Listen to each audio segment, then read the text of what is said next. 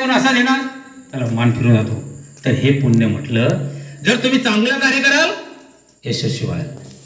मग जेव्हा नारद मुनी ही कल लावली का, मग तिघे ब्राह्मण आले वेशरूपात, आणि मग आम्हाला काय पाहिजे, दान दिसेल तर आम्हाला नग्न अवस्थेत जेवण पाहिजे. काय पाहिजे बघा कसं ब्रह्मा विष्णूने काय सांगितलं अनुसयाला, नग्न न अग्नी, जे अन्न शिजवलेलं नाही ते, आणि दुसरा भाग नग्न अवस्थेत.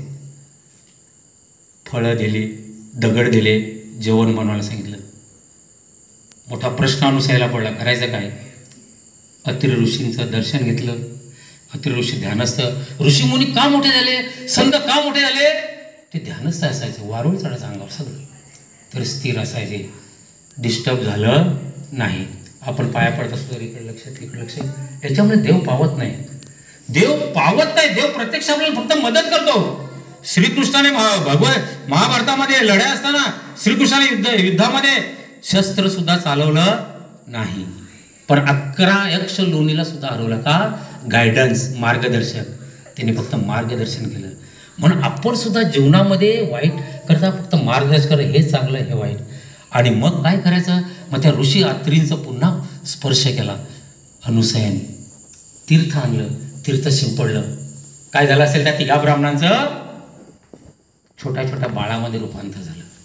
तिन्ही ऋषींचं, तिन्ही कोण, ब्रह्मा विष्णू महेश, तिघांचं छोट्या छोट्या बाळामध्ये रूपांतर झालं. आणि छोटे छोटे बाळ झाल्यानंतर तिने सहज त्यांना घेतलं, आणि आईचं प्रेम, आई पुढे किंवा बाळापुढे आई लाजते का कधी, कधीच लाजत नाही. बघा बेस्टी स्टेशन असो का असो, ती प्रेमानं, आईच ही आईच असते. आई कशी मायेचा सागर असतो. आई म्हणजे माठातील थंड पाणी. आईची गोष्ट सांगायला गेला तर फार कथा आहेत, पण आपण इकडे वळतो. मग ते आईच्या आईने मुलं समजून दिने सहज त्यांना दूध पाजलं. पूर्ण झाला कडे त्यांचं दान सुद्धा. आणि आता असं करायचं. शेवटी नारद परत गेलं. अनुसया पतिव्रताच, तुमचे पती तिघांचे पण बाळ होऊन बसले, करणार का आता. आले ते